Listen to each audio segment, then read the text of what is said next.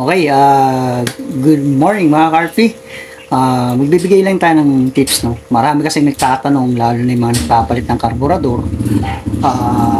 Laging tanong nila, nagpalit lang sila ng bagong karburador or nagkabit sila ng D-type, hard starting na raw. So sabi ko nga sa inyo, kung maselang kang tao, no, gusto mo laging one click lang talaga, huwag kayong bibili ng carburetor type na motor. No? Mag FI lang kayo. Kasi kaya nga nauso yung FI dahil sa mga issue ng carburetor na yan. Okay? Hindi kasi lahat ng mekaniko ay kaya talagang patinuin or patinuin ng maayos yung carburetor. No? Yung mga carburetor type na motor para lang sa mga nagtitipid, gusto nila, ayaw nilang expensive or mahal na pyesa, sa carburetor sila. Pero kung may kakayahan ka naman magbibili ng FI at ayaw mong gustong convenient na one click lang sa agad, o mag-FI ka. Okay? Pero ang ano naman yung mahal ng pyesa. Okay? So ganito, ito madalas kasing tanong talaga sa akin. No? Hard starting. No? Actually mga paps, no, hindi ko 100% masasagot yung mga comment nyo. Hindi ko 100%. Ang hirap magsagot sa chat, no? Sa message. Mas maganda talaga video or actual talaga dapat mas maganda. Pag sinabi natin hard start yung motor mo, may maraming dahilan yan. Bakit hard start? No? Ayun talaga yung issue ng carburetor. Pero kung sabi ko nga, kung may set up nyo ng tama, yung motor nyo, or carburetor nyo, hindi mayayari na laging hard start yan. Iba kasi, halos malubat na yung baterya, kaka-start. So, ganito. Ito yung sasabihin ko ay reference nyo lang. Para kahit paano may idea kayo kung ano yung mga pyesa na pwede nyong i-check. Okay? So, una, bakit naging hard start yung motor natin? Ang pinakamadaling gawin natin dyan, i-check natin dyan muna is spark plug. No, spark plug. Check natin yung gap. Spark plug gap. Yung pinaka-center electrode niya, ito spark plug. May center electrode tapos yung kanyang ground. Center electrode, nakaganyan. Minsan kasi, ang niyan, sobrang lapit. Nakaganyan. So, isa rin yan na nagkukos ng hard start. Ang gagawin nyo, itataas nyo na bahagya yung pinaka-ground niya. Ground ng center electrode. Yan. Mga ganyan dapat. Kasi pag masyado malapit yung gap, spark plug, center electrode, tsaka yung ground center electrode niya, isa na rin yung kung bakit nag-hard start. Okay? Tapos, sa carburetor naman, kailangan talaga. Wala tayong choice dyan. Tono ng tama. Ang pwede ko lang sabihin sa inyo yung, kasi iba, kahit sabihin ng parapasta ng motor, magkakaiba pa rin tayo ng setup. Okay? Malibal lang kung yung stock sa'yo, stock din sa akin. Ayun, pares tayo. Pero iba dyan, nagpalit na ng pipe. No, sa carburetor, abot naman sa carburetor, bakit nagka-hard start? Una, hindi balance yung air fuel or fuel air mixture niya, no? Kailangan kasi balance, no? Kahit kung adjustment mo ay nakalin, iba-balance mo pa rin yun. Kung ang adjustment mo ng needle mo ay nasa reach, iba-balance mo pa rin yun. Kung nasa neutral naman, iba-balance mo pa rin yun. Lahat ng adjustment sa needle ng carburetor na ginagalaw mo, kailangan mo i-tuning, itono yung carburetor. Okay? Hindi lang basta salpak yan, okay na. Hindi. No? Hindi ganun mga paps. Malibal lang kung para sa setup. Okay? Isa pa kung bakit hard start yung motor. Isa dyan, ito yung pinaka-main na problema. Kung bakit hard start ang motor.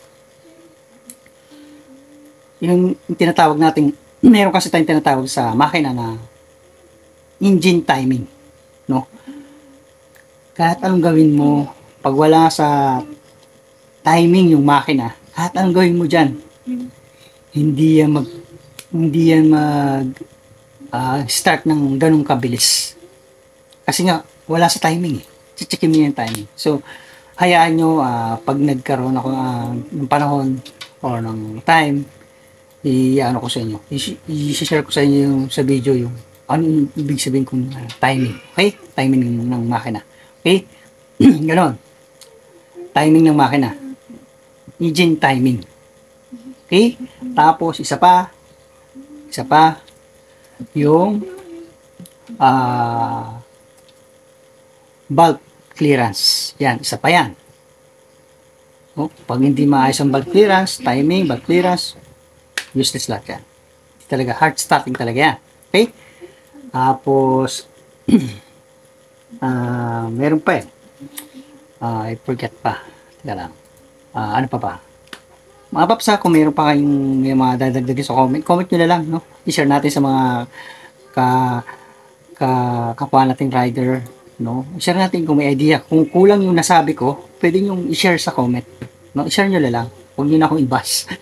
Iba kasi, konti lang, mali lang ako. Ako lang, correct nyo ako. Walang problema dun. Basta, i-share nyo yung, kung meron kayong mas magandang idea, share nyo sa ating mga kapwa rider. Okay? Share nyo lang para mas marami tayong matulungan. Okay? Huwag nyo puro bas lang. Okay? So, ano pa ba? Engine timing, sa gap clearance ng spark plug. Tapos, engine timing, valve clearance. Tapos, ano pa ba? Tono ng carburetor. Yan. And tapos, yun sa ano, syempre, ilagdag na rin natin yung stator at saka yung pulser. Yan. Syempre, katagalan yung ating stator, pulser, magkakaroon din ng dumi yan. Oh. Habang kalawang, yan. Kailangan yung pulser at saka stator, nililinis din yan mga paps. Kaya nga may tinatawag ng preventive maintenance. No? Hindi ang preventive maintenance lahat ng parte ng makina ng motor o any parts o kahit mga may kahit multong ternilyo may preventive maintenance yan. Okay? Kasi pag pinabayaan natin yan, wala tayong ginawa, sa huli, dadami yung problema ng motor nyo. Okay? Kaya wag yung isisi yung problema sa isang parts lang. Nagpalit lang kayo ng carburetor, sasabihin nyo, nagpalit lang ako ng ganitong carburetor, nag-hard starting na motor ko. So, depende. Nagbabago kasi ang setup. Okay? Mas maganda kung wala kayong idea sa pagtutono, dalahin nyo doon sa trusted mechanic. Ito, hindi lahat ng mekaniko sa shop ay talagang master at pagtutono ng carburetor.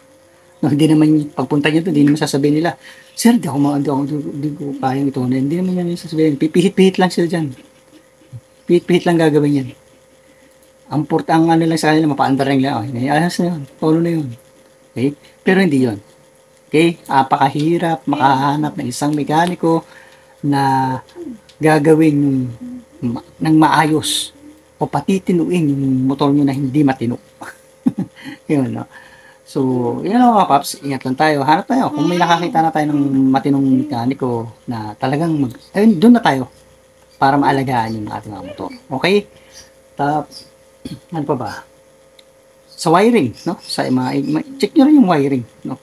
Minsan kasi ang hard start, hindi lang naman sa carburetor, hindi lang sa mga parts na sinabi ko na stator, o mga timing, hindi lang yan. Marami yan. Pati sa wiring, meron ding isa rin yung cause kung bakit nagiging hard starting. Okay, checkin nyo rin yung mga ignition wire. Sa papuntang spark plug cap, checkin nyo rin yun. Lalo na kung may kalumaan na yung motor mo. Yung mga wire, checkin nyo yan. Hindi lang tayo po-focus sa isa. Kasi pag mo sa isa, wala na. Wala na, kamote na tayo. Hindi na natin alam kung paano natin pa-under yung motor natin. Okay? So, isa yan, wirings din.